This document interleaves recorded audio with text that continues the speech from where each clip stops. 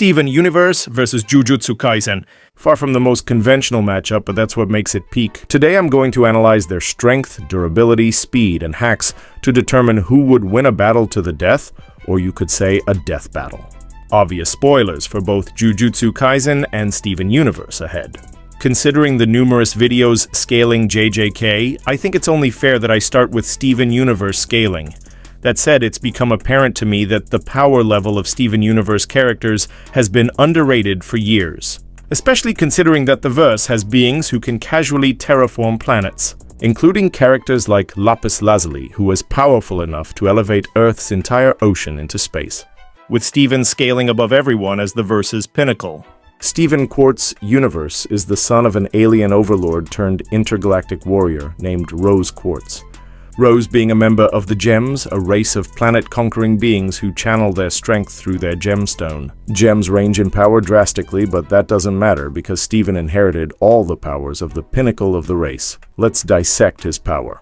Strength. Due to Steven's pacifist nature, he rarely chooses to handle situations with pure brute force. Well, that's good for the bad guys because, as we saw from the later seasons, his strength is incredible. A severely weakened Steven was able to lift Spinel's life injector off the ground. Not only was it the size of a mountain, but considering that it was made out of metal and contained liquid rock, it probably weighed as much as a mountain as well. Base Steven would scale above this weakened state and should be in the tier of mountain level lifting strength comfortably. Durability. Despite being half-human, Steven has been shown to be more durable than most full-fledged gems. Steven survived the full, blunt force of the Rolling Eye, a spaceship that traveled so fast it warped reality around it, traveling 70 light-years in exactly 298 seconds, which is 7 million times the speed of light. Enough energy to destroy the Earth 100 times over. This should place Steven anywhere from small planetary to large planetary in terms of durability. Speed.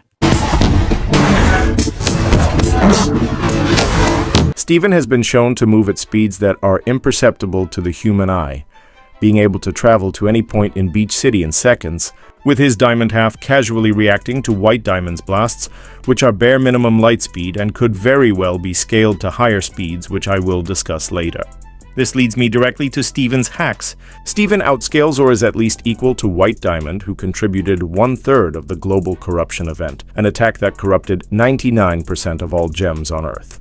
With there being enough gems here on Earth to destroy the planet if they were to all form at the same time. The blast was done from Homeworld, which is at least one galaxy away from Earth, with the closest galaxy to the Earth being the Andromeda Galaxy, which is 2.5 million light-years away.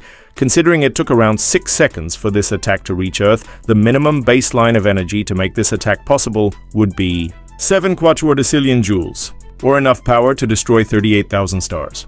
Assuming Steven only scales to 1/3 of this feat would still put him at multi-solar system level. His various gem-based abilities include his access to the Rose's shield, the same shield that withstood the Great Corruption event. He has healing powers that are potent enough to bring people back from the dead, plant manipulation, the ability to fuse with any organic organism or any gem, telekinesis, space survivability, shapeshifting, telepathy, possession, age manipulation, and possible immortality by virtue of age manipulation. And to top it all off, he recently got access to his pink form, a state of mental stress that increases all his stats like strength, speed, and durability significantly. Putting his hacks into consideration and also accounting for the fact he's able to react to White Diamond's blast, which are capable of crossing galaxies in seconds, Steven would cap out at multi-solar system level with massively faster than light speed. In this battle, I'll use JJK characters that I believe would have the most interesting interactions with Steven, namely Mahito and the 2 strongest beings to ever breathe in the holy JJK air. Ryomen Sukuna and Satoru Gojo. These 3 will face a Steven at peak strength, who did lots of push-ups and sit-ups and drank plenty of juice. First up, Mahito. Mahito's pretty simple. He's a cursed spirit who has the ability to permanently disfigure a person's soul by physical touch. If touching the opponent is difficult, then Mahito can just use his domain expansion to guarantee that anything with cursed energy within the domain will be hit by his attack. And for the sake of argument, we'll assume Steven has cursed energy. Mahito doesn't have any significant speed feats.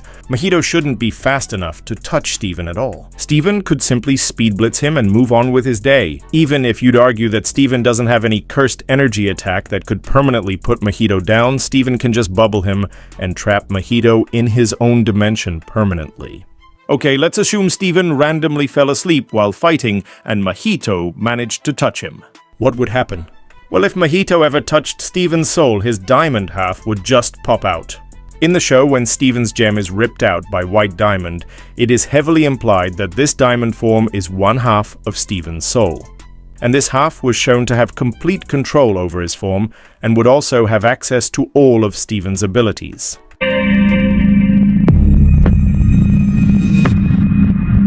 Worst case scenario, Mahito disfigures the human half of Steven's soul, and then the diamond beats the shit out of Mahito, and then fuses back with Steven and heals his damages. Mahito is eliminated. Now time for the King of Curses.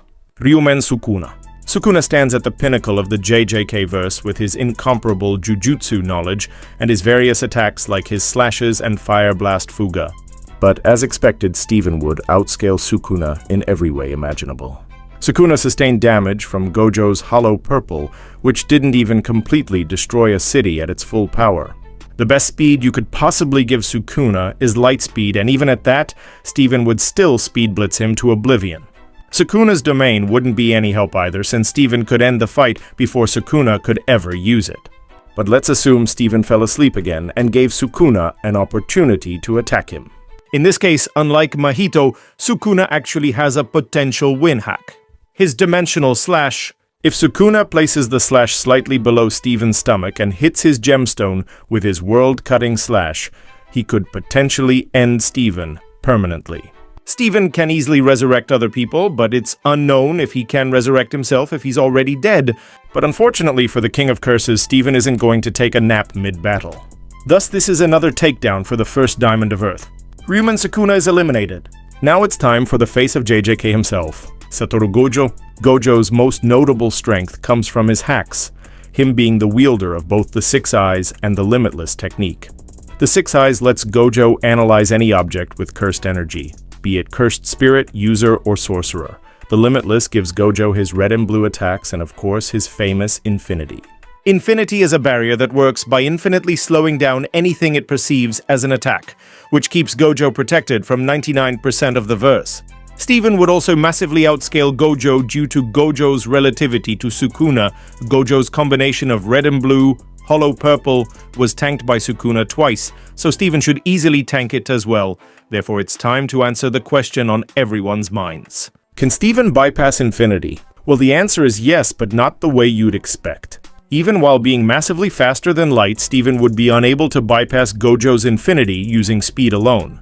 However, there exist two possible ways for Steven to bypass Gojo's Infinity, with the first one being extremely unethical. Steven could simply transmit himself into Gojo's mind and take over Gojo's body. Gojo constantly flushes his brain with positive cursed energy, but positive cursed energy would pose no harm to Steven, so Steven should be able to take over Gojo's body pretty easily.